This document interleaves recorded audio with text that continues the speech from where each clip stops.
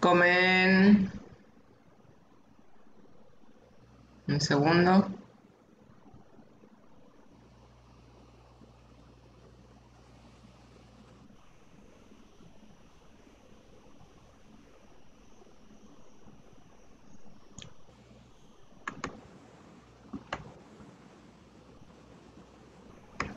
Comenzamos. Buenas tardes a todos, a todas. Bienvenidos a esta clase en línea. Soy la maestra Marién Espinosa Garay y bueno, esta es nuestra quinta clase ya abierta en línea para que pues nos enamoremos, que nos contagiemos de este amor a la literatura, que queremos que se extienda como una pandemia. Bienvenidos, bienvenidas. Eh, y bueno, esta vez vamos a hablar ya de varios escritores de finales del siglo XIX. Muchos de ellos ya publican en el siglo XX. Entonces, vamos a abrir aquí nuestra, nuestro blog. Están todos invitados a entrar. Perdón, esta es la cuarta clase, porque vamos a recordar un poquito lo que vimos la clase pasada, porque la clase pasada hablamos del modernismo. En este blog están todos invitados a entrar, no hay ningún candado. Allí van a ver videos, van a poder revisar todas las clases. Eh, la dirección es marienespinosa.webs, ay Dios, ya se me olvidó, marienespinosa.webs.com. Sí, aquí está, déjenme checarlo. Exactamente, marienespinosa.webs.com.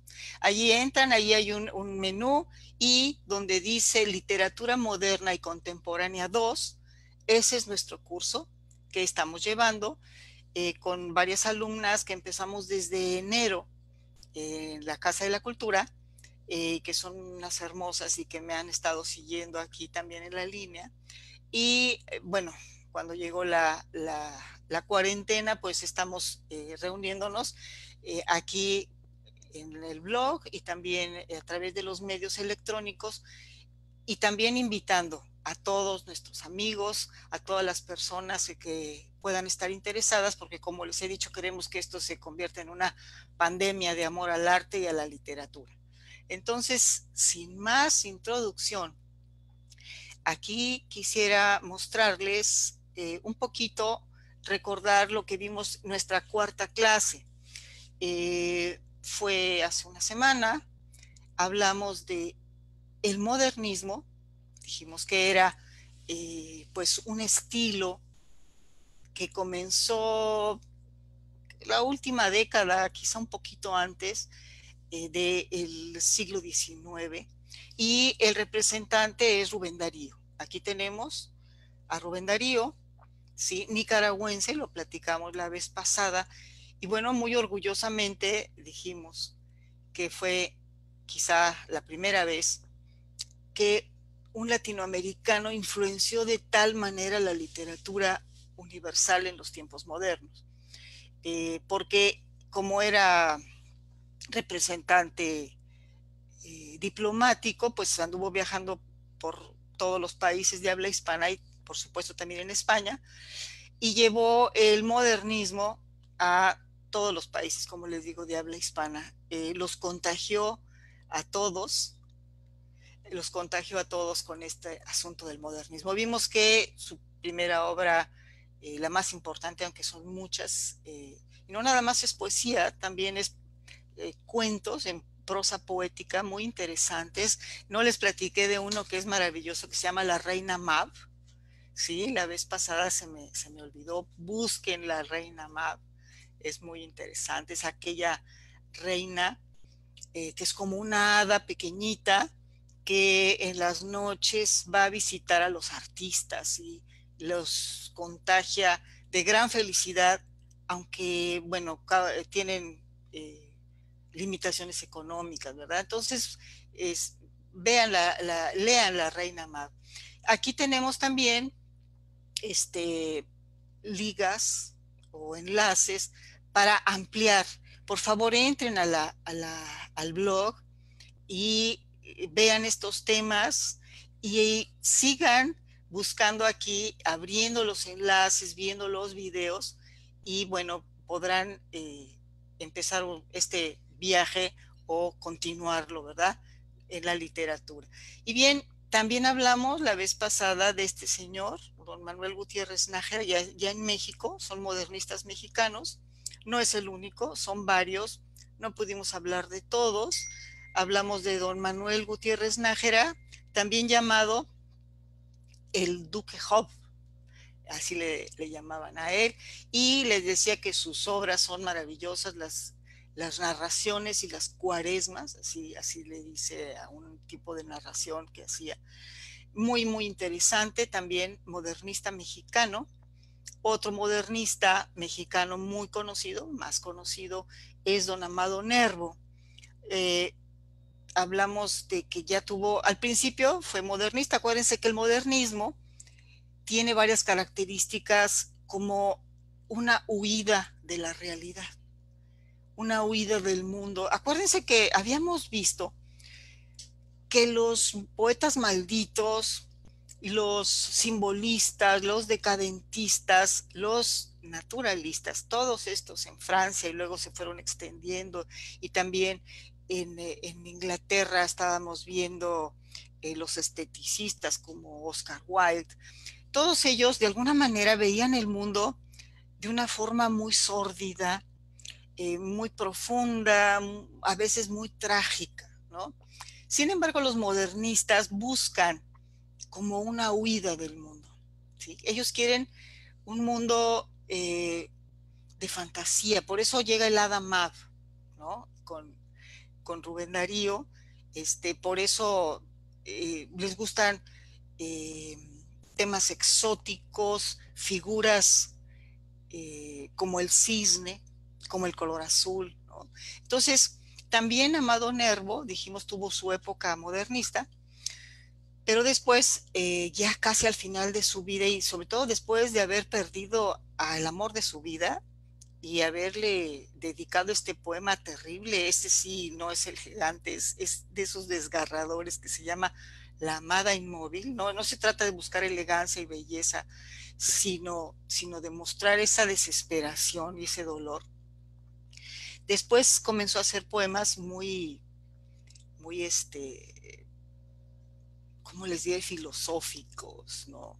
Muy interesante. Aquí había una película, espero que la hayan visto, de tarea les dije, véanla por favor. Bueno, no es la película completa, pero un clip. También le comentamos que don Manuel Gutiérrez Nájera había empezado a, a editar junto con otros una publicación del modernismo en México, ¿sí? Y se llamaba la Revista Azul. Cuando murió don Manuel Gutiérrez Nájera, desangrándose, porque muy joven, 35 años, algo así, porque tenía esa enfermedad de hemofilia, eh, otros escritores eh, hicieron esta revista, la revista Moderna, y ahí publicaron muchos modernistas y también decadentistas y de otros estilos que estaban de moda a finales del siglo XIX y principios del XX. Pero yo les decía que este señor, que es Julio Ruelas, sí es decadentista. No era literato, pero como pueden ver, era un gran grabador, un excelente grabador, y el estilo, como ven, pues es decadente, ¿no? Es decadente con estas fantasías, pero fantasías oscuras. Al mismo tiempo, también lo mencionamos, estaba otro gran grabador a finales del siglo XIX y principios del XX, que era don José Guadalupe Posada, pero bueno, él no era decadentista, su estilo nacionalista y originalísimo fue inspiración para el muralismo mexicano que vamos a ver después de la Revolución Mexicana. Entonces, esto es un recuerdo de lo que vimos la clase pasada, porque me sirve para encadenar lo que vamos a ver hoy. También hablamos de Federico Gamboa, y aquí quiero puntualizar algo muy importante que quizá no lo vi hace una semana, pero una alumnita muy aplicada me preguntó, bueno, ¿y Federico Gamboa también es modernista o a qué estilo? Tiene razón, no lo apunté. Federico Gamboa no es poeta. Él fue novelista y además también eh, plenipotenciario del Servicio Exterior Mexicano, ¿no? Son diplomáticos. Él se inspiró más bien en lo que se llama naturalismo. Recuerden que el realismo que vimos en el siglo XIX a mediados se convirtió en algunos autores en naturalismo, que es llevar también el realismo a lo más sórdido. Y después llegaron los decadentistas y más sórdido, más oscuro, ¿no?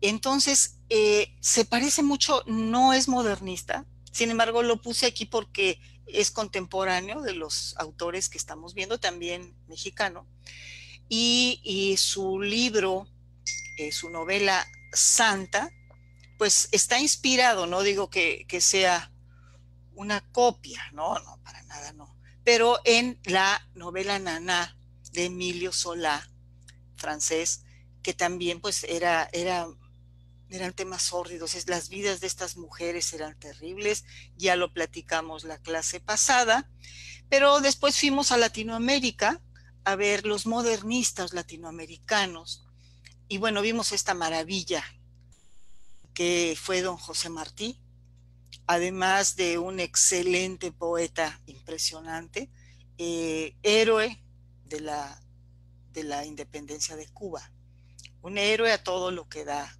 don José Martí.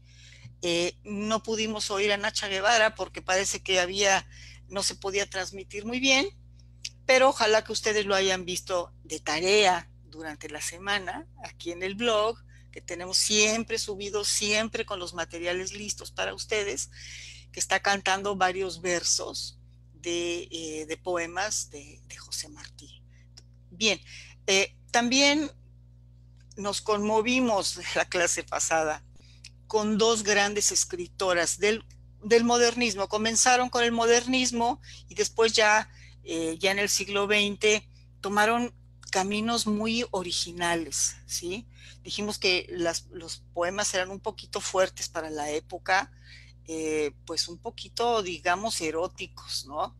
Y eso causaba escándalos tremendos. Pero bueno, ellas así eran, maravillosas las dos. Eh, Delmira Agostini es la que tengo aquí, y también vimos a Alfonsina Storni. Y nos pusimos un poco tristes de saber el final que tuvieron estas dos grandes eh, poetas, o poetisas, como querramos decirles. Una, eh, perdón, pero asesinada por su propio esposo, quien después se suicidó. Y la otra, Alfonsina, se suicidó también porque tenía cáncer. Entonces son dos maravillosas eh, poetisas, una es uruguaya y la otra es argentina. Ojalá puedan escuchar, que no se oyó bien la clase pasada, esta canción, Alfonsina y el mar, interpretada por Mercedes Sosa. Por favor, óiganla, pero óiganla con un pañuelo, con un pañuelo cerca, porque los va a conmover, ¿sí? Maravilloso. Bien, aquí tenemos la grabación de esta cuarta clase en línea. Si alguien quiere escuchar cómo estuvo la clase, verla, aquí está el link para que puedan acceder a esta grabación. Si alguno dice, bueno, no me acuerdo bien, quiero oírla, pues, o verla, aquí está. Y bueno, ahora entramos a nuestra quinta clase abierta en línea a través de Zoom y Facebook. Hoy es este día y vamos a hablar de estos maravillosos, impresionantes señores que fueron los modernistas, pero en España. Como dijimos, Rubén Darío y después también Amado Nervo y otros mexicanos, pues fíjense qué cosa tan interesante, porque aunque había todavía cierto, que digamos, en algunos, no en todos, cierta reticencia hacia España, porque acababan de ser todas las guerras independentistas, pues los artistas no son así. Los escritores, mientras haya calidad en los demás, pues los celebran. No había, hasta José Martí, que estaba luchando en contra de España todavía en el 98, fue la independencia de Cuba, pues lo que es la inteligencia, lo que es el talento, pues van por encima de esas cosas, ¿no? Entonces se juntaban, se iban a los cafés, los latinoamericanos con los españoles, y hablaban de política, pero sobre todo de literatura. Y de esa manera hubo cierto contagio del modernismo y varios grandes poetas españoles comenzaron también a elaborar trabajos en el estilo modernista. ¿Quiénes son? Pues son varios, eh, pero les voy a hablar de dos, Manuel y Antonio Machado. Ellos fueron excelentes periodistas, poetas, también hacían obras de teatro. Pero llegó el modernismo, empezaron a ensayar el modernismo y bueno, de alguna manera en España, a finales del siglo XIX y comienzos del XX, encontramos dos grupos de grandes poetas y escritores también y autores de teatro. Y son dos grupos, los modernistas y los 98istas o la generación del 98, ¿sí? Pero son diferentes. Son, bueno, se parecen en algunas cosas, vamos a ver cuáles y en qué cosas son diferentes y quiénes son ellos. Pero aquí está un poco complicado. Algunos modernistas después se convirtieron en 98istas, ¿sí? ¿Cuál es la diferencia? ¿De qué se trata? Bien, Madrid en el cambio de siglo, bueno, pues estaba los cafés de Madrid llenos de intelectuales, había pintores, había músicos, había escritores y se peleaban, por supuesto, como siempre, que eso es lo interesante. Tenían además de la influencia de los poetas españoles que son maravillosos, acuérdense el siglo de oro español, es una cosa impresionante, pero también tenían influencia de los franceses. Ellos hablaban de Baudelaire, hablaban de los poetas malditos, hablaban de Verlaine, hablaban de todos ellos, de los decadentistas, y discutían y se influenciaban con ellos. Eh, en estos grupos había un liderazgo de un gran intelectual que se llamaba Miguel de Unamuno. Él junto con otros dos, uno de ellos se llamaba, bueno, su apodo era Azorín, y otro gran poeta, Pío Baroja, como que estaban identificados y les decían el grupo de los tres, porque eran impresionantes, ¿no? En esas reuniones eran, bueno, llevaban la batuta en esas tertulias. Aquí pueden ver una foto de Miguel de Unamuno, lleno de libros, con así la mano. Si de alguna manera ven, si de alguna manera ven ustedes que empieza a fallar la voz o la imagen, me dicen para quitar la pantalla, ¿sí? Pero si no, pues aquí estamos viendo las fotos, ¿no? Como ustedes lo vayan viendo.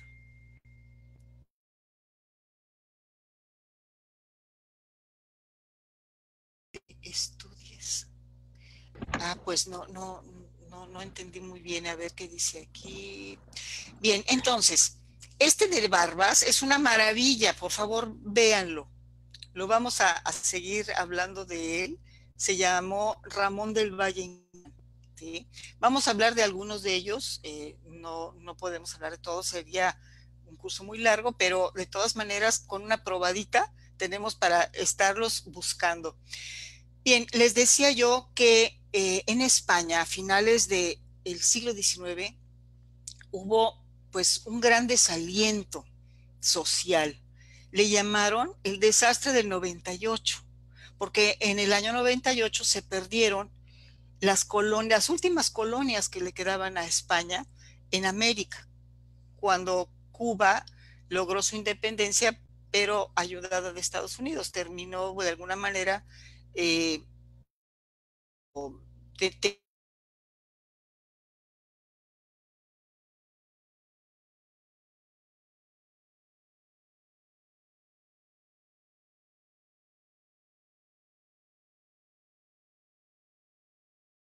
política y social muy fuerte, ¿sí? Entonces,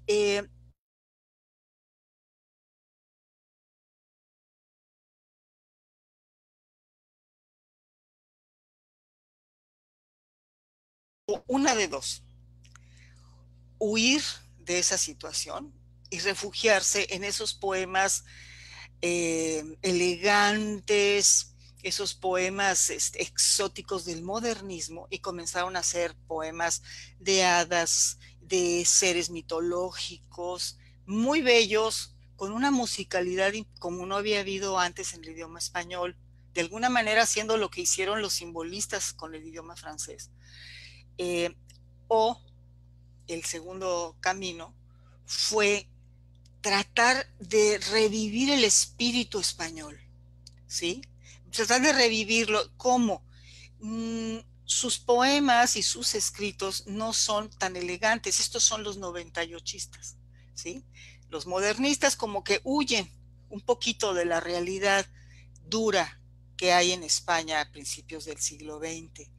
Y los 98istas, también llamados la generación del 98, ellos buscan otro camino, y es buscar el alma española, ¿sí? Buscar los héroes, hablan del Cid, ¿sí? A veces creo que esto se lo adjudican a Miguel de Unamuno. ¿Qué diría el Cid si nos viera con este desaliento, ¿no? Revivir esas imágenes épicas de la literatura y de la historia de España, y también revivir eh, la vida de los pueblos, volver a los orígenes, ¿sí? Y tener ese orgullo nacional que se necesitaba en ese momento. Esa es la diferencia entre los modernistas y la generación del 98, ¿sí? Y algunos de ellos comenzaron, les digo, siendo modernistas, escribiendo poesía de tipo modernista, y después se pasaron al grupo 98ista, como lo hicieron algunos de ellos, del Valle Inclán, vamos a hablar un poco, y también Antonio Machado, que también vamos a hablar de él, ¿sí? Entonces, aquí, como les digo, había dos maneras, todo esto ya lo platiqué, por eso lo estoy pasando un poquito más rápido. Entonces, ¿quiénes pertenecen a la generación del 98? De hecho, son más recordados los de la generación del 98 que los modernistas, porque al final de cuentas muchos de ellos eran los mismos, ¿sí? Depende más bien de analizar las obras. Esta obra tiene influencia modernista, esta obra tiene influencia de la generación del 98, ¿sí? En ellos. Pero todos estos señores que les voy a platicar aquí, son unas maravillas, y cualquier obra de ellos es recomendable. Miguel de Unamuno, por supuesto, Ramón del Valle Inclán, ¿sí? Pío Baroja, José Martínez Ruiz, llamado Azorín, Manuel y Antonio Machado, entre otros. Son de los que les he comentado, pero son varios. Entonces aquí hay un video que no les voy a presentar todo, voy a tratar de prenderlo un momentito. Ustedes me dirán si se ve o no. Si no, lo quitamos de inmediato para que, parece ser que se ha estado bien la transmisión, nadie me ha dicho. Mire, ¿quién pensaría que teniendo la virtud del desahogo a través de las letras terminarían con un trágico final? Está Hani Haas, muy interesante tu observación, así es. Vanessa Mercado, amo sus clases. Ay, mil gracias, mil gracias. Muy bien, vamos entonces a ver si se puede oír un poquito, pero está en el blog, por favor, consúltenlo. Déjenme ver si es posible.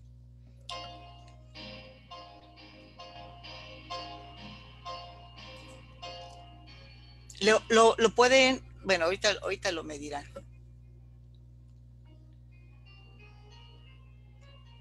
Aquí van a ver un resumen muy importante de estos autores. Les dicen la diferencia entre modernistas y generación del 98, ¿sí?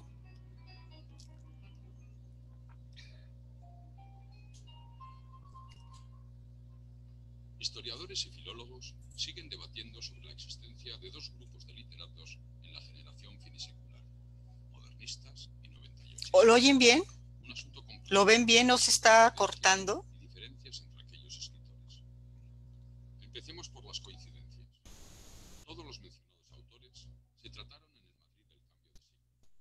Su lugar de encuentro fueron los llamados cafés literarios, donde estos autores pasaban largas horas discutiendo, encuentros que a menudo acabaron en peleas y escisiones de tertulianos.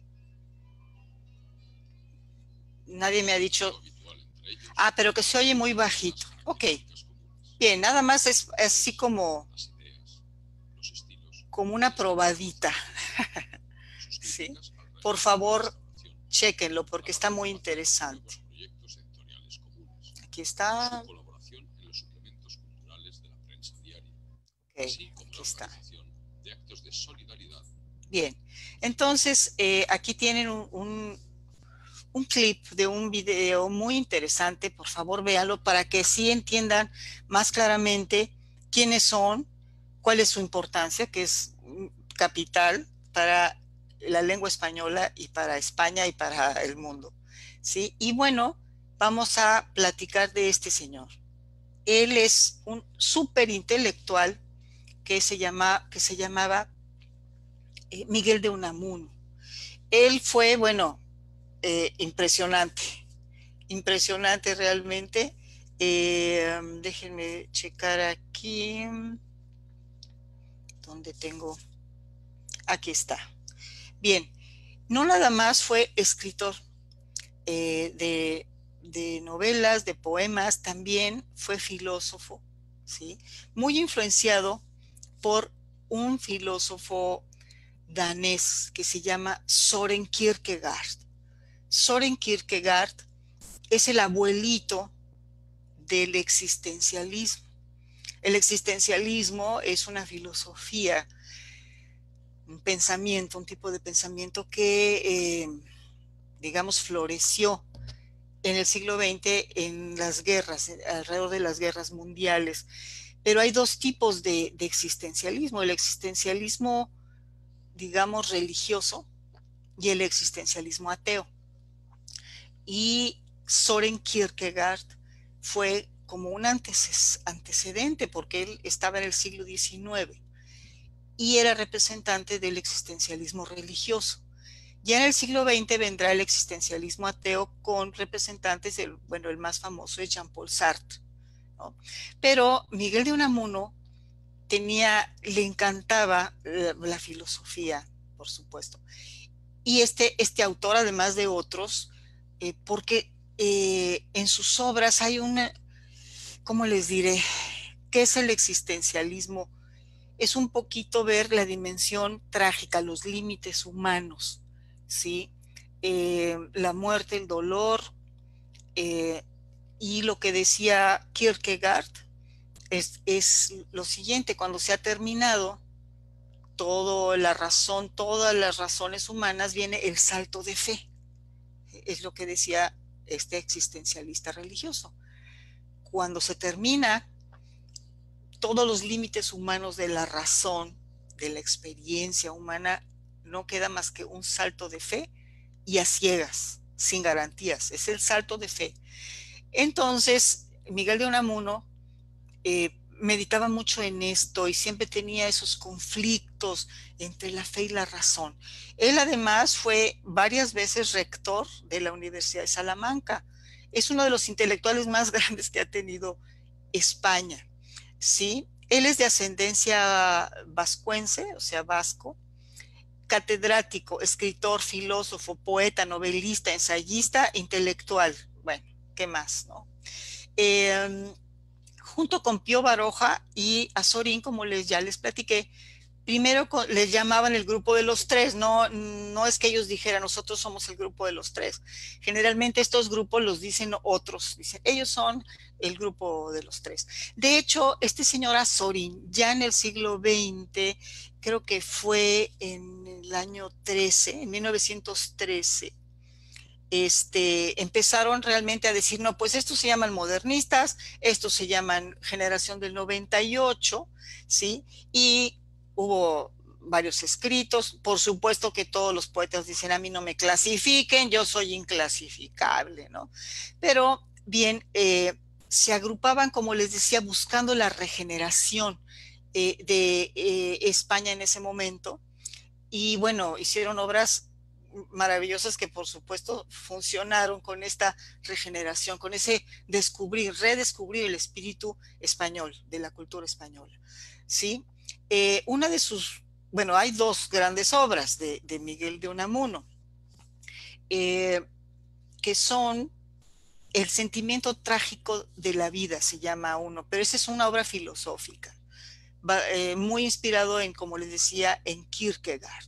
Pero también en sus obras literarias tenemos dos muy importantes. Una de ellas se llama Niebla. Niebla.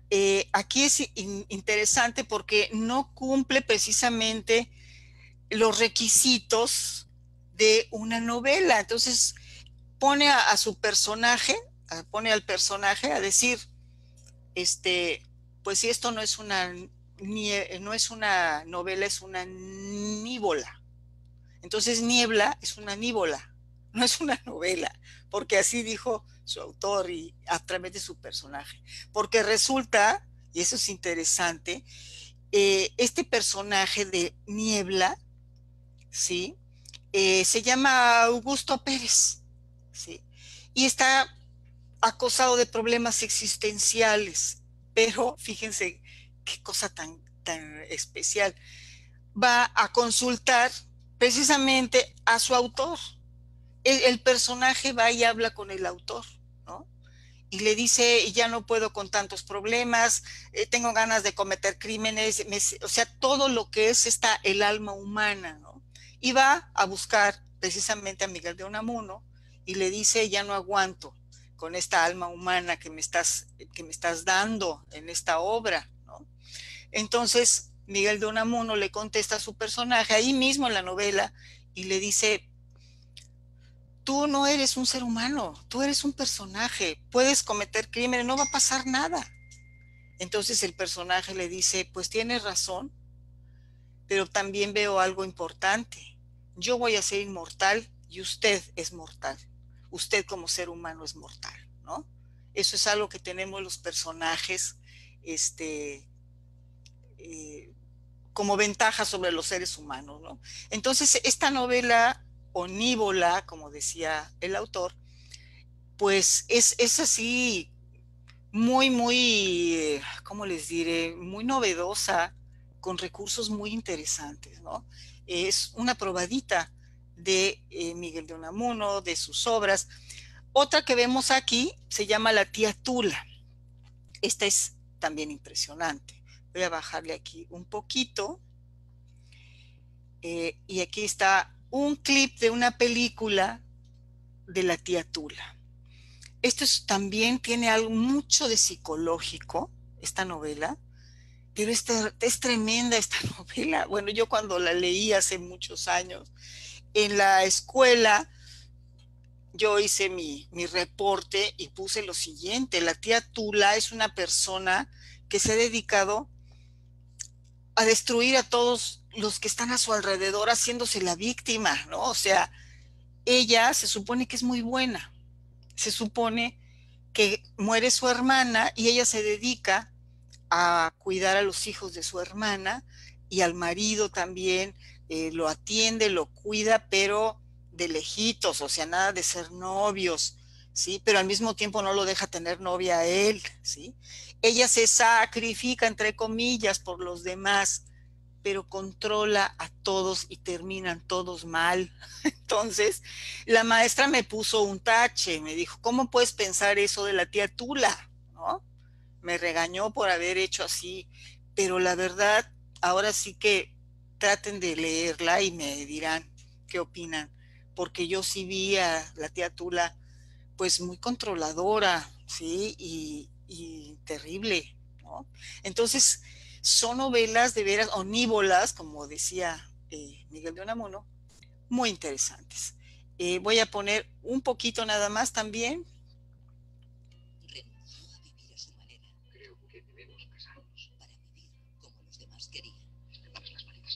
Me dicen si Otros prejuicios. se empieza a cortar. Tendrán la última oportunidad Nosotras no nos casamos. para ser feliz. ¿Qué clase de hombre eres? Una película basada en la novela de Miguel de Unamuno. Mis hijos me necesitan. Le debo a ellos. La tía Tula. En Filmoteca 8 Madrid. Bueno, pues ahí tienen un pequeño ejemplo, una probadita de la tía Tula.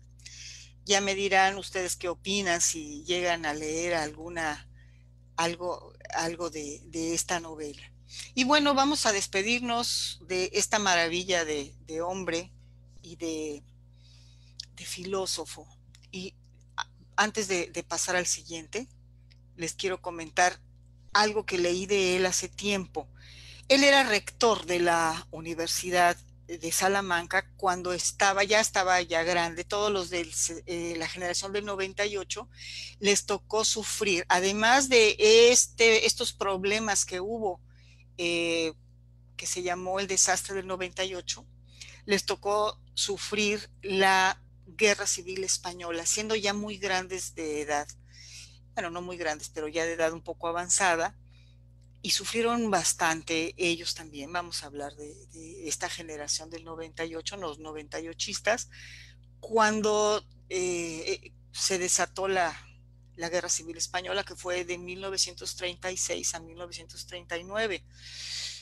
Estaba siendo rector Miguel de Unamuno y en una conferencia estaba ahí un general de los que estaban reprimiendo al pueblo español en ese momento.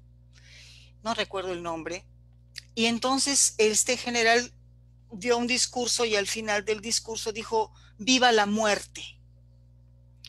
Y don Miguel de Unamuno, voy a poner su retrato para que este señorón se levantó y le dijo al generalote aquel, señor, en este recinto donde es el altar de la inteligencia, ¿sí? Dijo, este recinto es de una universidad y desde hace siglos este lugar es el templo de la inteligencia. No se puede decir viva la muerte, ¿sí? No se puede decir, y yo aquí, como rector, le digo, eso no se puede decir en un lugar dedicado a la inteligencia, ¿sí? Entonces antes no lo llevaron preso o le hicieron algo, porque tenía toda la razón don Miguel de Unamuno.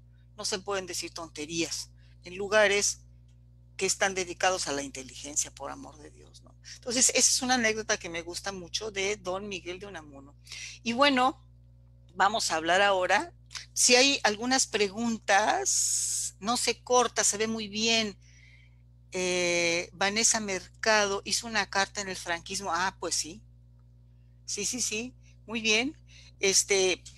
Pues sí, no sé si haya más comentarios sobre don Miguel de Unamuno. Es un señorón, como todos los que les voy a mostrar, pero este es un poquito lo contrario de don Miguel de Unamuno. Este señor se llama don Ramón del Valle Inclán. Bueno, ese es el nombre, un poquito, porque tiene un nombre enorme, larguísimo, pero bueno, él así firmaba sus obras. Vean qué extravagante. La barba la tenía kilométrica, él era un extravagante a todo lo que daba, y por irse a pelear un día por cualquier cosa, que luego se pelean así los poetas, pues recibió una herida en una mano y se infectó y le tuvieron que cortar el brazo, ¿no? Entonces siempre lo verán con un solo bracito, pero de una inteligencia realmente impresionante, ¿sí? Déjenme ver aquí en mis apuntes. Ramón del Valle Inclán. Él viajó a México, estuvo trabajando en el periódico El Universal hace tiempo, y bueno, era actor, novelista, dramaturgo, poeta, ensayista, cuentista, bueno, también un gran señorón. Déjenme hacer esto. Ay, Dios mío, espérenme tantito que ya me compliqué aquí. Un mosaico de aventuras, tuvo viajes, logros, anécdotas extravagantísimas, perdió un brazo, como les digo, en una riña. Tuvo una etapa modernista, ¿sí? Hay una obra que es muy famosa y que se llama El Marqués de Bradomín. Es una obra teatral esta. Dicen que tiene cierta influencia modernista. Este Bradomín era un Don Juan. Recuerden que a los españoles les gusta mucho la idea, la figura del Don Juan. Recuerden a Tirso de Molina en el siglo XVI con esta obra del Convidado de Piedra. Ya hablamos de ella en alguna clase, ¿no? Después se inspiró Mozart para hacer su obra Don Giovanni, ¿no? Acuérdense que llega Don Giovanni, se le aparece el convidado de piedra, ¿no? El muerto, pero se le aparece y le dice, ven, vamos al infierno, ¿no? Y al final se lo lleva. Pero bueno, José Zorrilla también en el siglo XIX, pero dentro del romanticismo, pues hizo la obra esta de Don Juan Tenorio. Y Don Ramón del Valle Inclán, Marqués de Bradomín, también era un Don Juan, pero era todavía peor, era todavía peor que los otros Don Juanes, porque no nada más era un apasionado y burlaba a las mujeres. Según su autor, reunía demonio, carne y mundo. O sea, era antirreligioso, era malo, era terrible, era tremendo, ¿no? Bradomín. Y es muy famoso en la literatura española. Sin embargo, su aporte más importante se llama El Esperpento. No es una obra El Esperpento, vean este esperpento que les puse aquí. Tirano Banderas, y es el creador, digamos, de un subgénero que se llama el subgénero esperpéntico en la literatura de habla hispana. Después, esta va a tener mucha influencia en otros escritores, como, ¿cómo se llama? Ahorita déjeme ver si lo tengo aquí apuntado. Sí, Miguel Ángel Asturias. Es un guatemalteco que va a hacer una novela que se llama El Señor Presidente. Qué barbaridad, es maravillosa.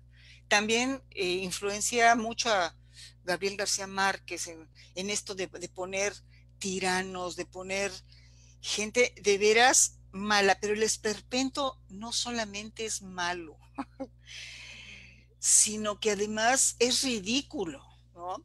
Al mismo tiempo que está hablando de estos esperpentos, se está burlando de ellos, ¿no? Se está burlando de ellos. Me dice Vanessa Mercado, el discurso es impresionante. Sí, Miguel de Unamuno estuvo pues muy en contra del franquismo. Y bueno, les decía, miren, por ejemplo, aquí les puse de dónde sacó esta idea del esperpento, ¿no? Porque en esta obra teatral por primera vez se habla de un esperpento. Y este personaje, el héroe que se llamaba Max, déjenme ver si aquí lo tengo apuntado, se llamaba Max Estrella, ¿sí? Luces de Bohemia es la obra de teatro. Max Estrella, por primera vez habla del esperpento. ¿Y quién era Max Estrella? Pues era un escritor fracasado que se sentía muy amargado porque la ciudad, para él, ¿sí? Era un esperpento, ¿no? La ciudad era muy cruel con él. Fíjense lo que dice el diccionario de la Real Academia Española. ¿Qué es el esperpento? Es un género literario creado por Ramón del Valle Inclán, escritor español de la generación del 98, aquí lo tenemos apuntado, en el que se deforma la realidad, recargando sus rasgos grotescos, sometiendo una elaboración muy personal el lenguaje. También el lenguaje lo hace medio esperpéntico y desgarrado, ¿sí? Dice el personaje, les decía, cómo se hacen los esperpentos. ¿Y qué es un esperpento para este personaje? Es un héroe que se mira en un espejo, pero ese espejo está deforme, como esos espejos que a veces vamos a las ferias y están deformados y nos miramos deformes. Ese es el esperpento, es el héroe que se mira en el espejo y no es el héroe que él cree que es un esperpento. Ese héroe en realidad no es lo que se cree que es un esperpento, está deformado.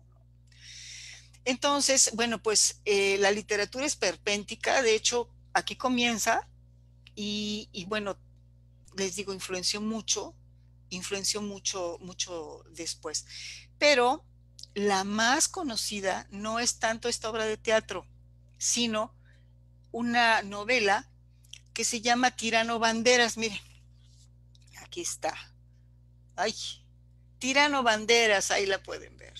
¿Sí? A mí la misma maestra que me regañaba cuando hacía yo mal mis reportes, me hizo leer esta maravilla que es Tirano Banderas. ¿Y de qué habla? Fíjense, como él vivió en México y tuvo también amigos latinoamericanos, habla de un tirano, pero latinoamericano, ¿no?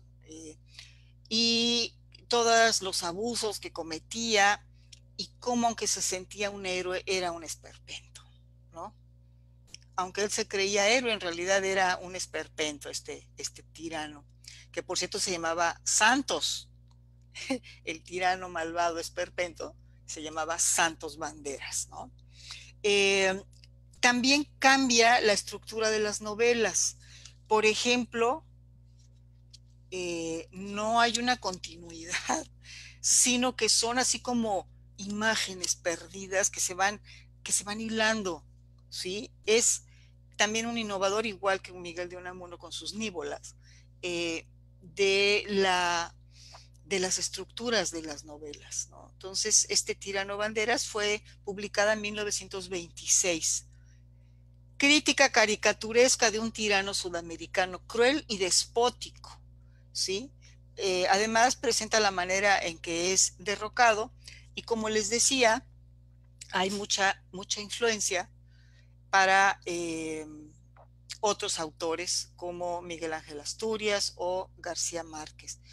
Aquí, como me dicen que se oye muy bajito, nomás voy a poner un poquito, parece ser que ya nos está cortando. Esta película se hizo en 1993, es una película española, y sale López Tarso, sale el gran don Ignacio López Tarso, nuestro gran actor. Aquí quizá lo veamos, quizá no, porque lo voy a poner. Ahí está, López Tarso. Basada en la obra maestra de Ramón del Valle Inclán. El indio es ruin, jamás agradece los beneficios del patrón. Finge ubicar y está afilando el cuchillo. Con guión de Rafael Colla. Para combatir la revolución. Ahí está López Tarso. Es preciso poseer balas de plata. Ganadora de 6 Goyas. ¡Viva la libertad! Tirano Banderas. Disponible en Flixología. Bien, pues ahí está un poquito de Tirano Banderas. Y lo que decía, ay, Dios mío, déjenme ver porque esto no baja. Ahí está. Lo que les decía, lo que dice, para gobernar hay que tirar con balas de plata, o sea, con dinero, ¿no? comprar a la gente, ¿no? Entonces este señor Banderas era tremendo, ¿no? Como podemos ver. Entonces, les voy a hablar de otro maravilloso y es Antonio Machado. También perteneció un tiempo con su hermano Manuel, que Manuel se dedicaba un poco más al teatro, él le ayudaba también en las obras de teatro, pero don Antonio Machado es más famoso. ¿Por qué? Seguramente algunas de nosotras lo recordamos, porque Joan Manuel Serrat, más o menos por los años 60, finales o principios de los 70 del siglo pasado, publicó o grabó un disco maravilloso con poemas de Antonio Machado con música, y se hicieron famosísimos. Bueno, yo hasta lo fui a ver en el Teatro de la Ciudad, ¿no? Cuando fue ahí hace muchos años. Es muy famoso El caminante no hay camino, ¿no? Este poema de don Antonio Machado. Él, como les decía, primero fue modernista, después como que ya se cansó un poquito de huir de la... y dijo, bueno, vamos a ir a los campos de Castilla. Bueno, él era de por allí y se dedicó a hacer grandes poemas a los pueblos de Castilla, de la zona de Castilla. Hay varios en la región de Soria. Y habla de las fiestas, de las gentes, para, como les digo, revivir ese espíritu tradicional de España. Por ejemplo, esta obra que les digo, pues los que ya estamos un poquito más mayorcitos. Caminante, son tus huellas el camino y nada más. Caminante, no hay camino, se hace camino al andar. Al andar se hace camino y al volver la vista atrás se ve la senda que nunca se ha de volver a pisar. Caminante, no hay camino, sino estelas en la mar. Ya se acordaron varias de mis alumnitas de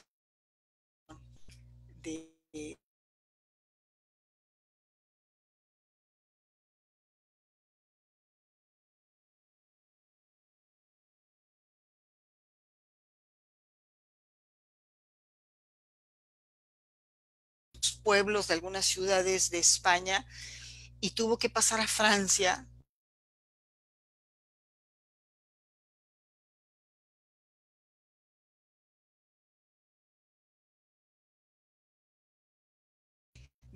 Para pasar la frontera hacia Francia, dejando los equipajes, dejando todo así con lo que llevaban puestos, mojados, y pues no resistió y murió. Apenas había llegado pues a un lugar seguro, ¿no? Que en ese momento era Francia. Vamos a ver, aquí está una de las obras más conocidas. Fue profesor, periodista, columnista, pero más que nada poeta.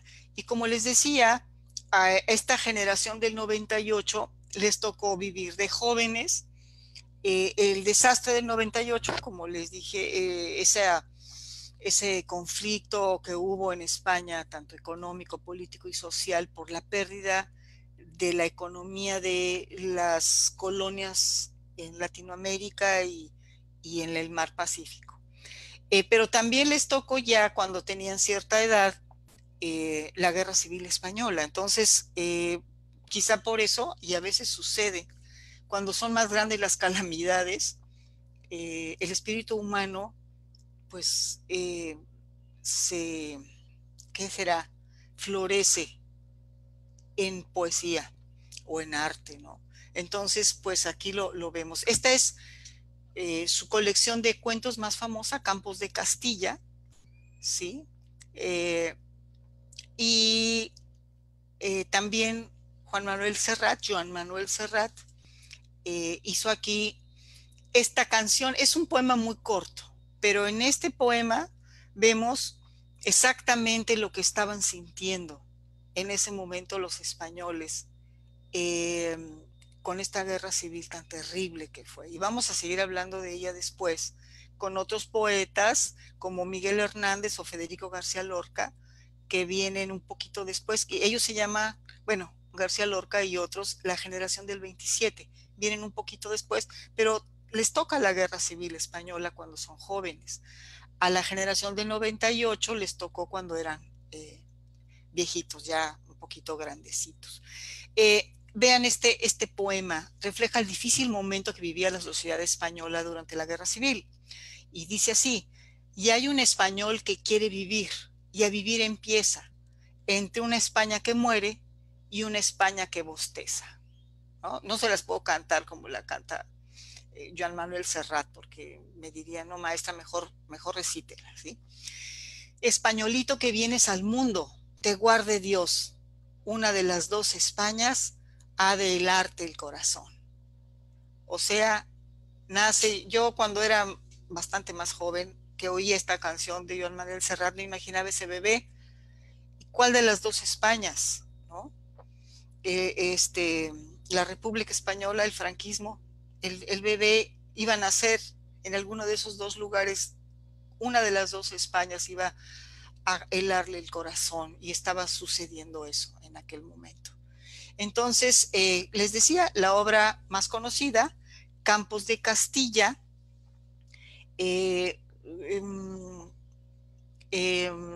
podemos leerlo. Aquí hay varias referencias que les pido que abran, que chequen, que estudien, y también un poquitito nada más, porque ya sé que se oye demasiado bajito por más que le subo aquí, de esta canción de Joan Manuel Serrat: todo pasa y todo queda, pero lo nuestro es pasar. Voy a subir todo el volumen, también de aquí.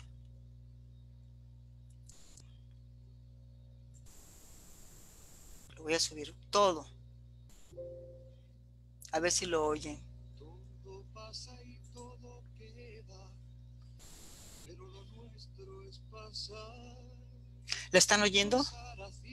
¿La oyen más o menos bien? Camino sobre la mar, nunca perseguí la gloria. Dice que no, que sí. Muy bajo. Bueno, se los dejo de tarea. Nada, alguien no le oye nada. Bueno, vamos a quitarla de tarea, por favor, allí mismo en nuestro blog o en YouTube, ¿sí? Los poemas de Joan Manuel Serrat musicalizados, los poemas de Antonio Machado musicalizados por Joan Manuel Serrat, para que los disfruten todavía más. No sé cómo estamos, son las 5 en punto. Yo creo que podemos, pensaba yo, quizá, ver a Marcel Proust, darnos un brinco, pero yo creo que lo dejamos para la próxima clase. Ahorita llevamos ya 1 hora, no es lo mismo estar en el salón y comer una galletita y un cafecito, a estar viendo una pantallita. O sea, es posible que sea más cansado esto, por eso no quiero abusar de ustedes. Mejor a este maravillosísimo autor francés, también de finales del siglo, lo dejamos para la próxima clase, pero se los anuncio para que, pues no sé, les dé la curiosidad. Pueden subir también al blog, y porque vale muchísimo la pena hablar con calma de Marcel Proust. Sí, déjenme ver qué está pasando. Ok. Y de este filósofo que habla sobre el aroma del tiempo. Resulta que Marcel Proust habla del aroma del tiempo, y su obra se llama precisamente En busca del tiempo perdido. Y él, es muy famosa esta anécdota, al tomar una cucharada de té con un pedacito de un pan que se llama Magdalena, recordó, pero no recordó, sino que vivió su infancia de tal manera, sus recuerdos, que no sabía si todavía era niño o ya era hombre en ese momento. Fue un momento, como les digo, de tiempo vertical. Se rompe el tiempo normal y entra otro tiempo, el tiempo poético, ¿no? El tiempo literario. Entonces es muy interesante, pero yo creo que lo dejaríamos para la próxima clase.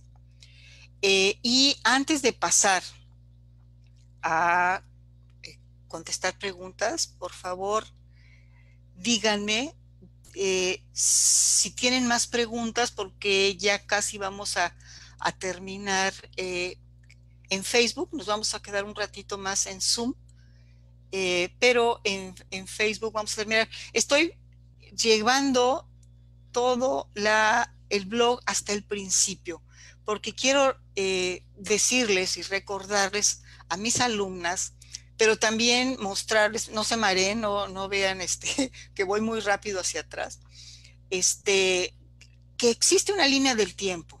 Es muy importante. En mis clases me parece fundamental utilizar la línea del tiempo. Y cuando llegamos a la clase, lo primero que hacemos es dibujar una línea del tiempo en el pizarrón y decir edad antigua, edad media, edad moderna, edad contemporánea, qué siglo, qué va primero y qué va después, en todo. Esa relación de red que hay entre la literatura, el arte, la filosofía, la historia, la ciencia, no es lineal el conocimiento, ¿no?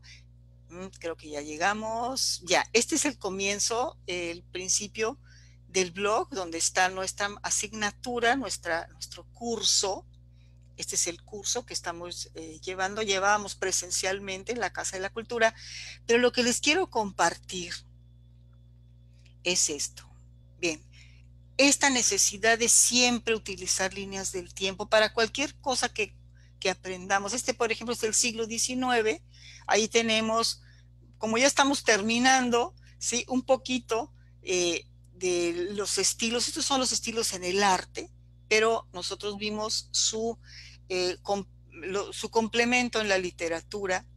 Pero más que nada quiero invitarlos a esto. Aquí hay una línea del tiempo electrónica.